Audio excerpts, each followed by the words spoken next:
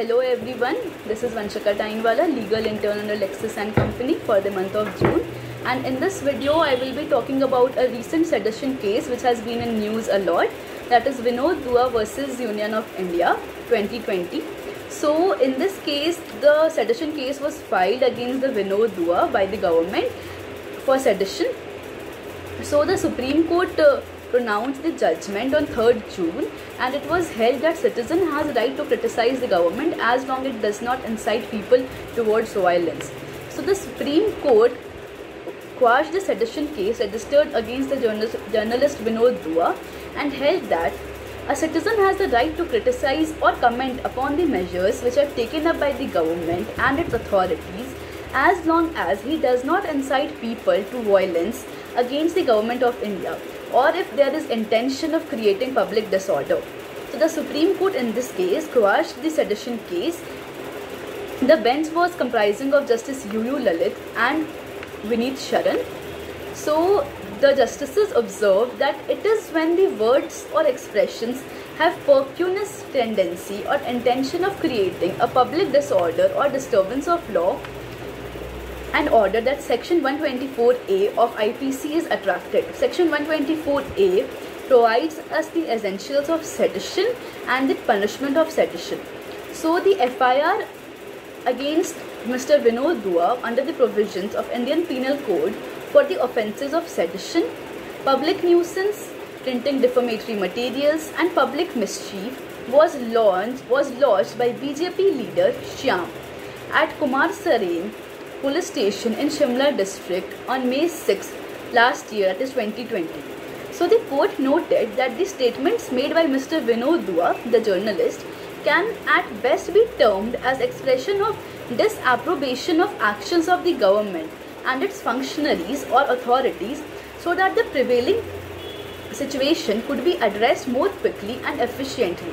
So the court indirectly was claiming that there was no incitement of any violence towards the public, or there was no harm to the public. The statements made by Vinod Dua was so that the government can quickly start functioning in a proper and effective way. So the court stated that the statements were certainly not made with the intent to incite people or to show the tendency in order to create a disorder or disturbance of public peace by resort to violence. So the petitioner was permitted within the permissible limits which was laid down in the landmark case of Kedarnath Singh. So the court stated that it may be that certain factual details in the third statement regarding the date when the ban has come into effect were not correctly correct. But however, considering the drift of the entire talk show and to put all the statements together in a frame, it cannot be said that the petitioner crossed the limits which was set out in the landmark case of Kedarnath Singh. Also, the bench quashed the FIR against the journalist and added that any prosecution would be violative of the rights of petitioner which is guaranteed under Article 19 Clause 1 Clause A of the Indian Constitution, that is freedom of speech and expression. So in the case of Kedarnath Singh versus State of Bihar, it is a case of 1962. It is a very landmark case regarding the freedom of speech and expression with regards to the news journalist. The Supreme Court read down that Section 124A of IPC, that is sedition, and held that the application of this provision should be limited to acts which shows that act involves intention or there is a tendency to create disorder or disturbance of law and order or incitement towards violence. The court held that every journalist will be entitled to the protection in terms of Kedarnath Singh and the limits which has been provided in this case, as every prosecution under Section 124A and 505 of IPC must be in strict conformity with the scope and ambit of the sections as explained, and it should be completely in tune with the directions and with the laws laid down in the Kedarnath Singh case.